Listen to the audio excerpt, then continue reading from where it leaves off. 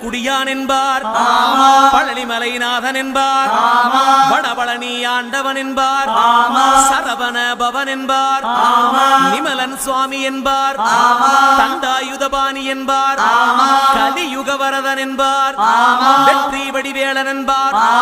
வீரவடி வேலன் என்பார், மரகத வண்ணன் என்பார், ஞானப்பலம் கேட்டவனா, நம்பினோரை நாடுபவனா, காவடி பிரியனாம், ராஜ அலங்காரம் கொண்டவனா, ஆண்டியாய் நின்றானா, ஆனால் செல்வத்தை எல்லாம் கொடுப்பானா,